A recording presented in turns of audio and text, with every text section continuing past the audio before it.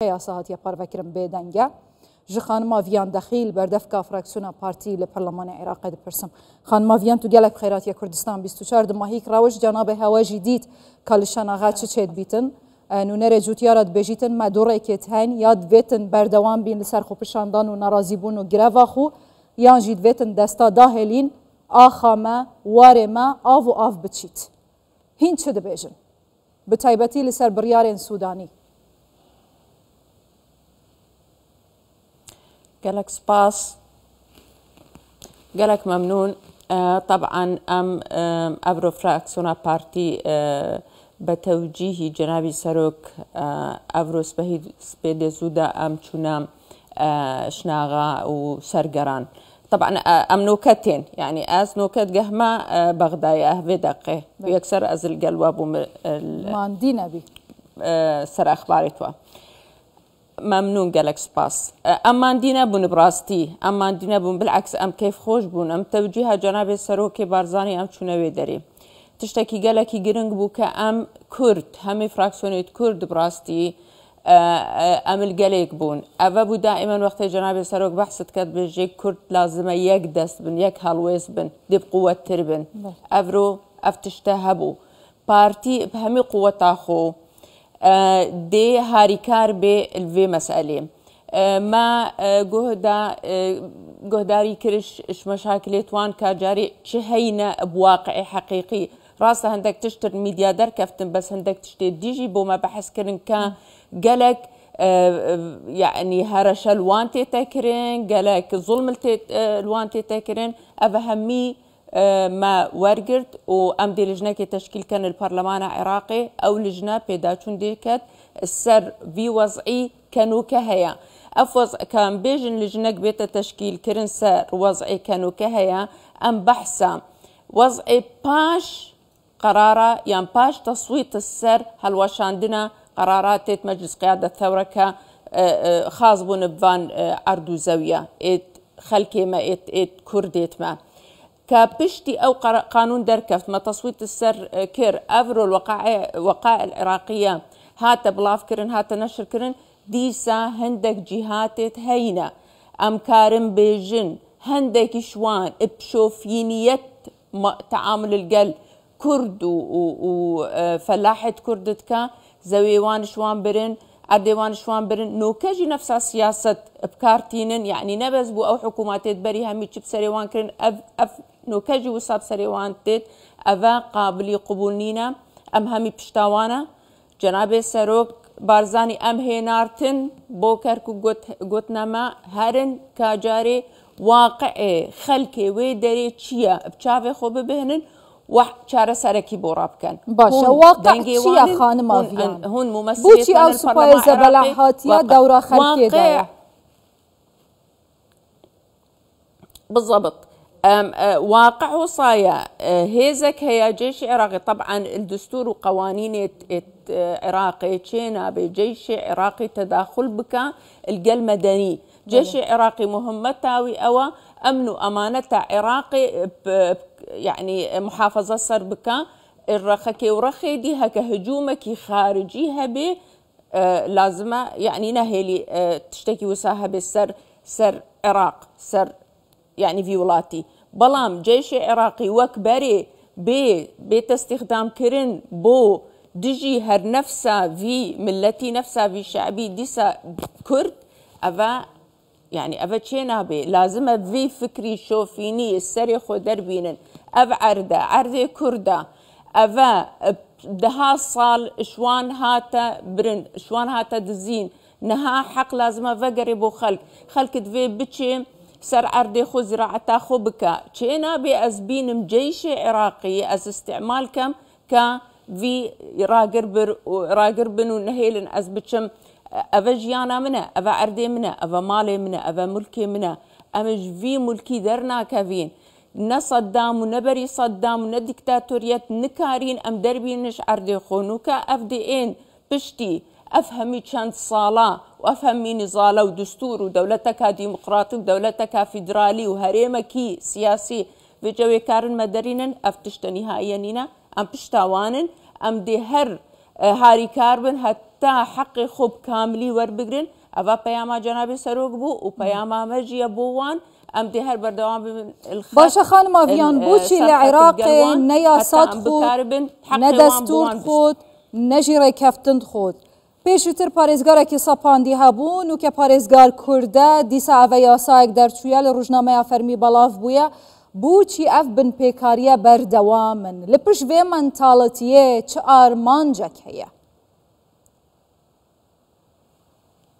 ئەوەیە عقلیەتە هەندێک کەس هەندێک جیهاتی سیاسی وەختێ عقلیەتێک بکارتینن دوورە ئەش دیموقراتیەت دوورە ئەش دیپلۆماسیەت دوورە ئەش مافێ مرۆڤ یعنی هون هەمووی باش زانن ئەڤ عەرد و زەوی ئەڤێ دوی خەلکی بەلەنگازە هون هەمووی زانن ئەڤە قانونێک دەرکەفتە و تەسویت هاتە سەرکردن کە ئەف قراراتێ دەرکەفتێت حزب البعث هەمووی هەڵوەشان هون هەمووی زانن قانون علویەت هەیە سەر قرارات یعنی ئەو قراراتێت بەری هەبوون مە قانونێک دەرانیدا تشتێک نەمینێ نەشر بوو جەریدا ڕسمی حەقێ وانە عەردێ وانە ئەف هەمووی بەڵام ئەف هەمووی هەکە تو سەحکێ هەندێک جار عەقلیەتێک هەیە نە ئەڤەیە منە و دەستێ من سەرە و ئەس نادەم ji ber هەندێ لازمە هەمووی خەلک بزانە بن کەرکووک و هەمووی مەناطقێت مادە 140 ئەڤە مەناطقێت کوردستانینە ئەڤە بزوڵم و زۆری شما هاتینە وەرگرتنن و ئەم قەت اش حقی خو او ناب پۆشمان نابن و ئەم نابێژین کە غەمنینە بەرە واقع حاڵیان تشتێکی ئەبەدەن باشە گاڤاڤیا خفتنێتکەی خانماڤیان دهێتە چواتەیە ئەردوو زەوێت خۆ دەرناکەبن و نادەنە کەس بەلێ گەوە جەنابێ هەوا دبێژیتن ئەم ji حەقێ خو خۆش نابین هەمان گوتن ئەوە دیت دی پەیاما جەنابێ سەرۆک مەسعود بارزانی gelek ڕۆن و زەلال بوو ئەم پشتا خەلکی خو بەرنادەین وانە بتنێ ناهێلین حەقێ خو خۆش نابین هەرچیا پێویست بی دێ بکەین ئەوە دیت جەنابێ سەرۆک وەزیرانژی گوت هەرچ زوویە لازمە ئەف بێ سەروبەریە ئەف ناحەقیە یا نەدەستوری و یاسایی دماهیک بهێتن هیچ بەرسەڤەکە ئایرێنی نەگەهشتیەوی خەلکی ئەف مۆڵەتە هاتیەدان هێدی دماهیک تێتن دەر ئەنجامێ وێ دێ چ بن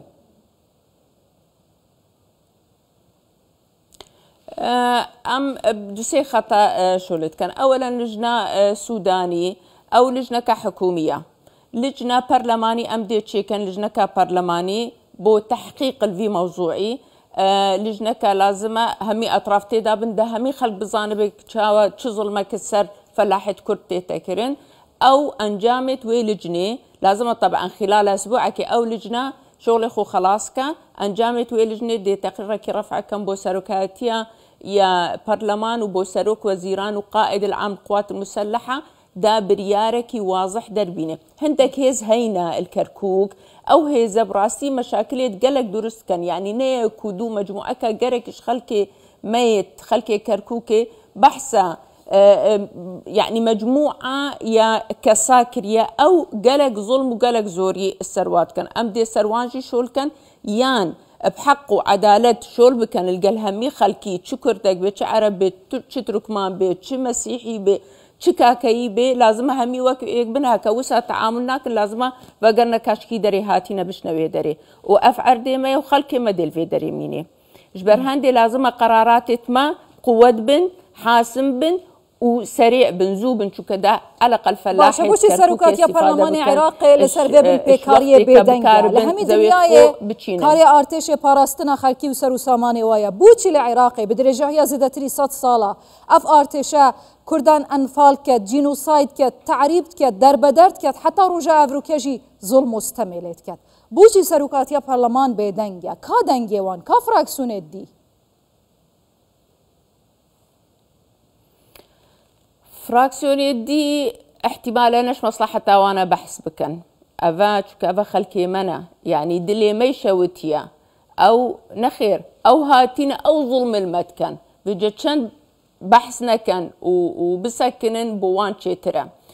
سروكاتي برلمان لازمة هي بهتر السرخد بي وهي زوتر يعني على الأقل بيانك دريني على الأقل لجنك يكسر فوري تشيكا على الأقل جلسك طارئ تشيكا مفروض بو سروكاتي يا برلمان تايبتي محمود المشهداني لازم بو جلسة كطارئ هاد بات شيكرن وي جلسة هند قرارات جرينج در كتبة سرفي وضعي طبعا اف وضع ام همي الزانج بريده هيا چ كيميا باران چ انفال چ تهجير چ زوي ومال وخلقي عالمي برن چ جينوسايد بسري ازدياهات چ افهمي قالك اهتمام نادن خلقي بلان بيجن يا يعني حكومة عراقي ودولة عراقي اهتمام بفان تشتانادن يعني أفا تشتكي قالكي غريبة باشا دولة هينتها جهن هكا تشتكي نيفا فان تشتاتشيبو أفهمي كارسات بسري مو بسري كرداهاتيا هتانو كا منديتيا كعراق جدل سرفي فان ملفاشورك هتانو كاعتراف نكريا كتشتي بسري إزديا هاتيا جينوسايتا هتانو كهكا نبي قانوني بشر وبقوة أف قانونها الوشاندنا قرارات تصدى ما نكاري أم درباسكن هندك تشتهينا عقليتها وتفكيرها وانا غريبة جبر هندي أفا بيامي سروك بو خلقي كركو قلكي جرنج بو أم بشتاوينا أم دفش وبرنادن أم هردي سر حقي وآخفين حتى آخر لحظة حتى أم حقي وبوابين چونك هكا أم بشتاوان نبن حقي وان دي هندابي بله قال لك سباس خانمة هجا فيان دخيل بردفكا فراكسيونا بارتي لبرلمان عراقي تو هرهبي خانمة هجا